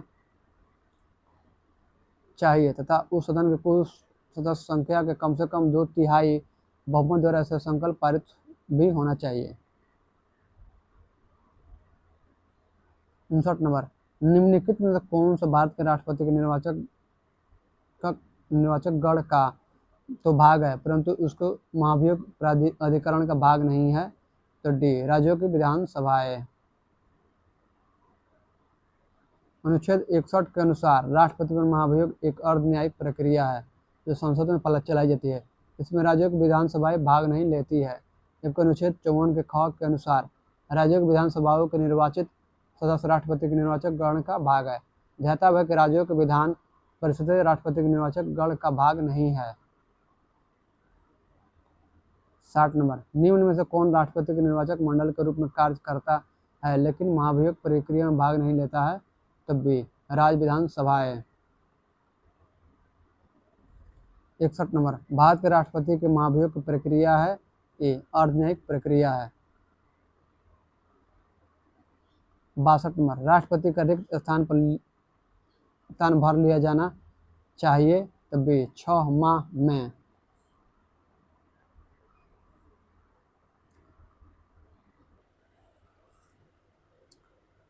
संविधान के अनुच्छेद 62 के सब क्लॉज 1 के अनुसार राष्ट्रपति की पदावधि की समाप्ति से हुई रिक्ति को भरने के लिए निर्वाचन पदावधि की समाप्ति से पहले ही पूर्ण कर लिया जाएगा। अनुच्छेद 62 के सब क्लॉज 2 के अनुसार यदि रिक्ति राष्ट्रपति की मृत्यु, पद त्याग या पद से हटाए जाने या अन्य कारण से हुई है तो उसके पद में रिक्ति को भरने के लिए निर्वाचन रिक्ति होने की तारीख के पश्चात यथाशीघ्र और प्रत्येक दशा में 6 माह बीतने से पहले किया जाएगा।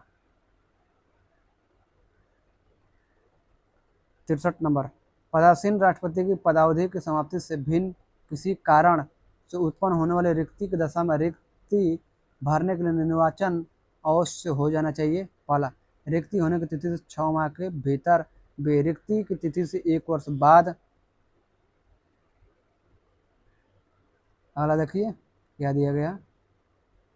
सी, रिक्ति की तिथि से 9 माह बाद, ये भी गलत है। डी, रिक्ति की तिथि 7 माह बाद, ये भी गलत है। ये नंबर सही है, 6 माह होना चाहिए। 6 माह जो है सही है, ये सही है। ये वाला 1 वर्ष नहीं होता है, 6 माह होता है। चलिए हम लोग अगला सवाल देखते हैं। 64 नंबर, भारत में राष्ट्रपति की मृत्यु, पद त्याग अथवा हटाए जाने पर पद में हुई रिक्ति को भरने की समय सीमा क्या है? तो डी, 6 माह है। 65 नंबर, जब राष्ट्रपति मृत्यु, त्यागपत्र, पदच्युत या अन्य कारणों से अपने कर्तव्यों को नहीं निभा सकता है तो उपराष्ट्रपति कितने समय तक राष्ट्रपति के रूप में कार्य करता है? तो डी, 6 माह तक। अनुच्छेद 62 का सब क्लॉज 2 के अनुसार राष्ट्रपति की मृत्यु, पद त्याग या पदच्युत या अन्य कारण से हुई उसके पद में रिक्ति को भरने के लिए निर्वाचन रिक्ति तिथि से 6 माह बीतने से पहले किया जाएगा। अर्थात अनुच्छेद 65 का सब क्लॉज 1 के अनुसार ऐसी दशा में उपराष्ट्रपति 6 माह तक राष्ट्रपति रह सकता है। 66 नंबर, यदि मृत्यु, त्यागपत्र अथवा हटाए जाने की स्थिति में भारत के राष्ट्रपति का पद रिक्त हो जाए तो उस पद का कार्यभार कौन संभालेगा? तो सी, उपराष्ट्रपति संभालेगा। यदि मृत्यु, त्यागपत्र या पद से हटाए जाने या अन्य कारण से राष्ट्रपति का पद रिक्त हो तो पद का कार्यभार राष्ट्रपति उपराष्ट्रपति संभालेगा। संविधान का अनुच्छेद 65 के अनुसार तथा यदि किन्हीं कारणों से उपराष्ट्रपति भी उपलब्ध नहीं है तो उच्चतम न्यायालय का मुख्य न्यायाधीश या उसके न रहने पर उसी न्यायालय का वरिष्ठतम न्यायाधीश जो उस समय उपलब्ध है राष्ट्रपति कृत्यों को संपादित करेगा। राष्ट्रपति कृत्यों का निर्वहन अधिनियम 1969, the president discharge of function act 1969। 67 number, यदि भारत के राष्ट्रपति का पद रिक्त हो जाए तो कोई उपराष्ट्रपति भी न हो, तब निम्न में से कौन कार्यवाहक राष्ट्रपति होगा? तो डी नंबर, सर्वोच्च न्यायालय का मुख्य न्यायाधीश।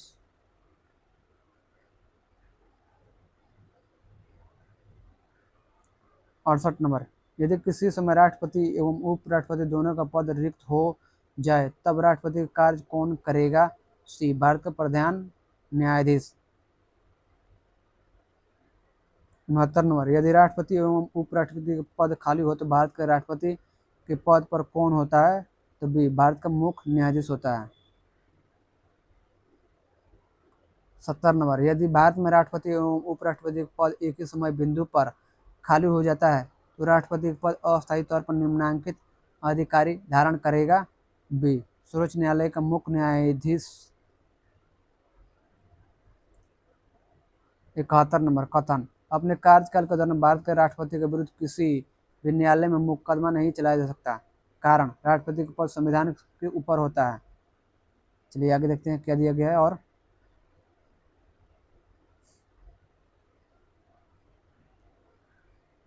दिया गया है ए, कथन और कारण दोनों सही तथा कारण कथन को स्पष्ट करता है। बी, कथन और कारण दोनों सही है परंतु कारण जो है कथन को स्पष्ट नहीं करता है। सी, कथन सही है परंतु कारण गलत है। डी, कथन गलत है परंतु कारण सही है। यहाँ पर आंसर नहीं दिया गया है। चलिए आगे देखते हैं हम लोग। संविधान के अनुच्छेद 52 के अनुसार भारत का एक राष्ट्रपति होगा तथा अनुच्छेद 53 के अनुसार संघ की कार्यपालिका शक्ति राष्ट्रपति में निहित होगी, परंतु संसदीय शासन व्यवस्था होने के कारण राष्ट्रपति मंत्री परिषद की सलाह पर कार्य करता है। अनुच्छेद 361 के सब क्लॉज 1 के तहत राष्ट्रपति या राज्यपाल को उनके द्वारा किए गए शासकीय कार्यों के लिए विधिक कार्रवाई से उन्मुक्ति प्राप्त है। अनुच्छेद 361 के सब क्लॉज 2 के अनुसार अपने कार्यकाल के दौरान राष्ट्रपति या किसी राज्य के राज्यपाल के विरुद्ध किसी भी न्यायालय में आपराधिक दंडिक मुकदमा नहीं चलाया जा सकता, परंतु अनुच्छेद 361 का सब क्लॉज 4 के प्रावधान के तहत उनके द्वारा व्यक्तिगत हैसियत से किए गए कार्य के संबंध में उनके विरुद्ध अनुतोष का दावा करने वाला दीवानी यानी सिविल मुकदमा तत्संबंधी विस्तृत लिखित सूचना उन्हें या उनके कार्यकाल में देने के 2 माह पश्चात चलाया जा सकता है। अतः प्रश्नगत कथन सही नहीं है और साथ ही राष्ट्रपति का पद संविधान के ऊपर नहीं होता है, इसलिए कारण भी गलत है। 72 नंबर, राष्ट्रपति लोकसभा को कब भंग कर सकते हैं? तो सी, केंद्रीय मंत्रिमंडल की अनुशंसा पर। अनुच्छेद 85 का सब क्लॉज 2 के ख के अनुसार राष्ट्रपति लोकसभा भंग कर सकता है, किंतु राष्ट्रपति की यह शक्ति अनुच्छेद 74 का सब क्लॉज 1 के अधीन है, अर्थात वह ऐसा केंद्रीय मंत्रिपरिषद की अनुशंसा या सलाह पर कर सकता है। उल्लेखनीय है कि मंत्रिमंडल में कैबिनेट स्तर के मंत्री शामिल होते हैं, जबकि मंत्रिपरिषद में सभी मंत्री, कैबिनेट मंत्री, राज्य मंत्री, उप मंत्री शामिल होते हैं। हालांकि मंत्रिपरिषद द्वारा लोकसभा में बहुमत खो देने पर उसके द्वारा दी गई लोकसभा को समय पूर्व भंग करने की सलाह राष्ट्रपति पर बाध्यकारी नहीं होती है, तो इस संदर्भ में राष्ट्रपति अपने विवेकाधिकार का प्रयोग कर सकता है।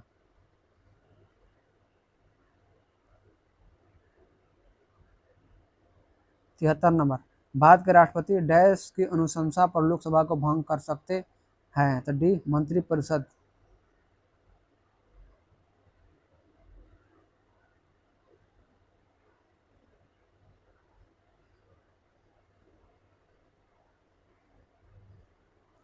74 नंबर देखिए, भारत के संसद के संदर्भ में निम्नलिखित कथनों पर विचार कीजिए। पहला, भारत के राष्ट्रपति द्वारा किसी सदन के सत्रावसान के लिए मंत्रिपरिषद के परामर्श की आवश्यकता नहीं है।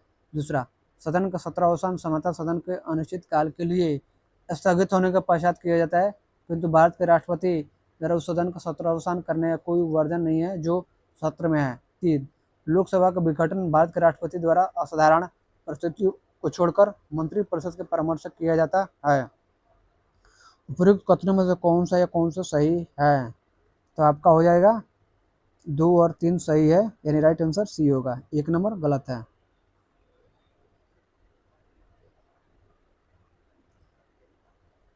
संविधान के अनुच्छेद 85 के तहत राष्ट्रपति को संसद के प्रत्येक सदन को अधिवेशन के लिए आहूत करने और उनका सत्रावसान करने या लोकसभा को भंग करने का अधिकार है। अनुच्छेद 85 का सब क्लॉज 2 के एक अनुसार राष्ट्रपति समय समय पर संसद के दोनों सदनों या किसी एक सदन का सत्रावसान कर सकते हैं।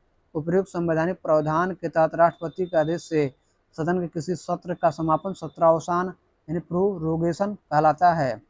भारत के राष्ट्रपति द्वारा किसी सदन के सत्रावसान के लिए मंत्रिपरिषद के परामर्श की आवश्यकता होती है, अतः कथन 1 सही नहीं है। किसी सदन का सत्रावसान सामान्यतः सदन के अनिश्चित काल के लिए स्थगित यानी एडजॉर्न्ड साइन डाई होने के पश्चात किया जाता है। सदन के अनिश्चित काल के लिए स्थगित होने और उसका सत्रावसान के बीच समय 2 से 4 दिन का अंतराल होता है। हालांकि कुछ उदाहरण है जब सदन का उसी दिन सत्रावसान कर दिया गया जिस दिन उसे अनिश्चित काल के लिए स्थगित किया गया। भारत के राष्ट्रपति द्वारा उस सदन का सत्रावसान करने पर कोई वर्जन नहीं है जो सत्र में है, अतः कथन 2 सही है। अनुच्छेद 83 का सर्कुलर 2 के तहत लोकसभा यदि पहले ही विघटित नहीं कर दी जाती है तो अपने प्रथम अधिवेशन के लिए नियत तारीख से 5 वर्ष तक बनी रहेगी, इससे अधिक नहीं, और 5 वर्ष की उक्त अवधि की समाप्ति का परिणाम लोकसभा का विघटन होगा। अनुच्छेद 85 का सर्कुलर 2 के बी के तहत राष्ट्रपति समय समय पर लोकसभा का विघटन कर सकता है। राष्ट्रपति असाधारण परिस्थितियों को छोड़कर यह कार्य मंत्रिपरिषद की सलाह पर करता है। यदि वर्तमान सरकार लोकसभा में बहुमत सिद्ध करने में असमर्थ रहे तो राष्ट्रपति अल्पमत में आई ऐसी मंत्रिपरिषद की सलाह पर लोकसभा को भंग करने के बजाय अपने विवेकाधिकार का उपयोग करते हुए वैकल्पिक सरकार के गठन की संभावना तलाश कर सकते हैं, अतः कथन 3 सही है। 75 नंबर देखिए, लोकसभा और राज्यसभा की संयुक्त बैठक किसके द्वारा आहूत की जाती है? ए राष्ट्रपति द्वारा, बी लोकसभा के अध्यक्ष द्वारा, सी देखिए क्या दिया गया है, सी संसद द्वारा, डी राज्यसभा के सभापति द्वारा। तो ए जो है राष्ट्रपति के द्वारा की जाती है, राष्ट्रपति के द्वारा की जाती है। ये लोकसभा और राज्यसभा की संयुक्त बैठक राष्ट्रपति के द्वारा आहूत की जाती है। राइट आंसर ए है।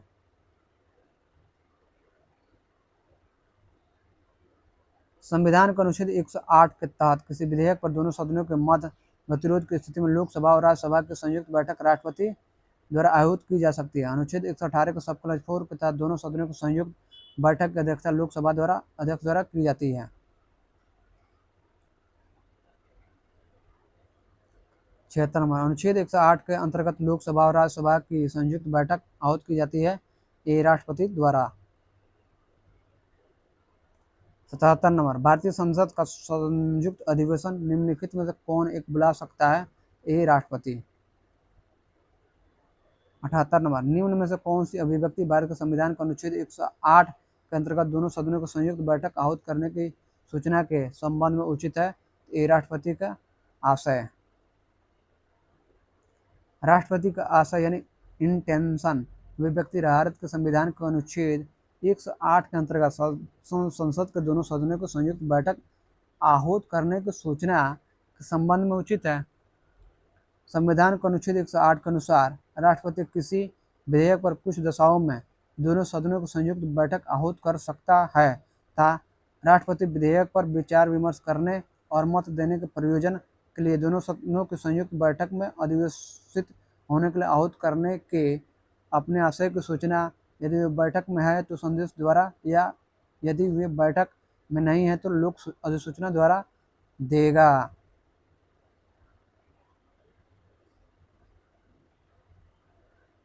चलिए आज के लिए राष्ट्रपति इतना ही।